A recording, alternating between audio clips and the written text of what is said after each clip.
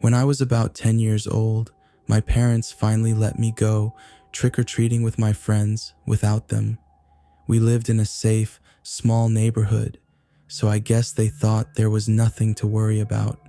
There was one house, though, that always stood out, a big old Victorian on Willow Lane.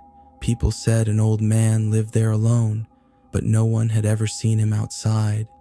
That Halloween, my friends dared me to knock on his door. I didn't want to be called a chicken, so I went up and rang the bell. After a long pause, the door creaked open.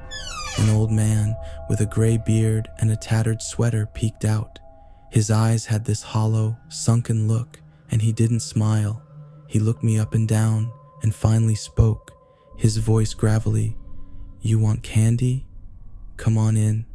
I knew better than to go inside strangers' houses, but he kept staring at me, almost daring me. Against my better judgment, I stepped over the threshold. My friends were outside laughing, probably thinking I'd grab my candy and come right back out. The man led me down this narrow hallway, and everything felt off. The smell in that house, it was musty, like old damp wood, and something else I couldn't place. We reached the end of the hall, and he opened a door to what looked like a basement. He motioned for me to go down. I hesitated, but he just stood there, not saying a word, blocking my way back. My heart was pounding, and I felt trapped. Then I heard something, a faint shuffling sound, coming from down in the dark. That was when I realized I'd made a huge mistake. I stammered out something about needing to go, trying to make it sound casual, but he just stood there, blocking my way. Suddenly, I heard one of my friends call my name from outside. I took a chance and darted past him, running as fast as I could. I didn't stop until I was back with my friends, gasping for air. To this day, I have no idea what was in that basement or what that man wanted, but I know that every time I pass that house, I get a chill down my spine. Last Halloween, my friends and I decided to go to one of those pop-up haunted houses. You know, the ones where they rent out an abandoned building and fill it with actors dressed as monsters and killers. It was supposed to be fun, but from the moment we stepped inside, I felt uneasy. Maybe it was the way the actors kept following us just a little too closely, or how dark and claustrophobic the rooms were. At one point, we were led into this small room that looked like a butcher's shop. There was blood splattered everywhere, and an actor in a pig mask stood in the corner with a cleaver, his face hidden. I thought he was just part of the show, but he kept staring at us without moving.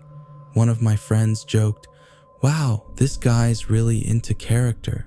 We moved on to the next room, but as soon as we left, I noticed that the man in the pig mask was following us. I figured he was just trying to scare us, but there was something off about him. He didn't have the same uniform as the other actors, and he wasn't saying any of the scripted lines they usually yell out. He just kept watching us with this weird intensity. At one point, we stopped to catch our breath, but when I looked back, he was still there. No one else seemed to notice, but I felt my skin crawl. Finally, we reached the exit and stumbled out, relieved to be back in the open air.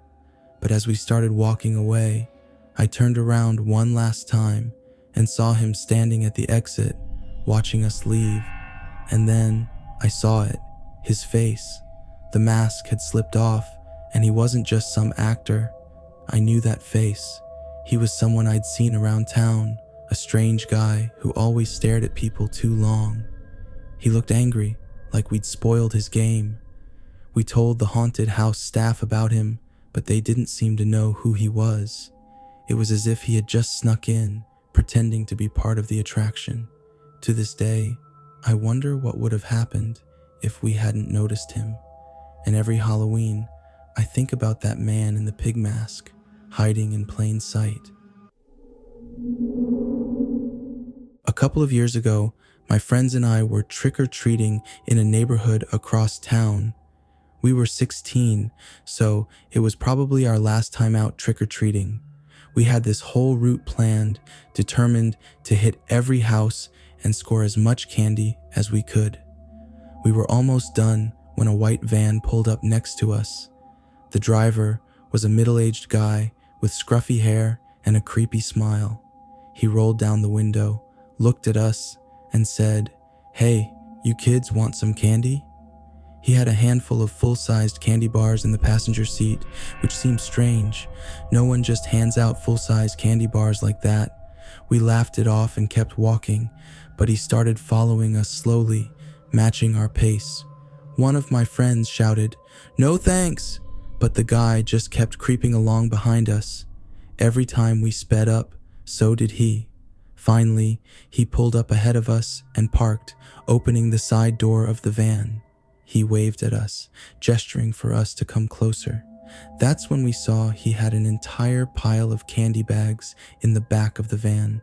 My friend joked that maybe he was trying to be the cool house by giving out more candy. But as we got closer, I noticed something. Each candy bag had a name written on it.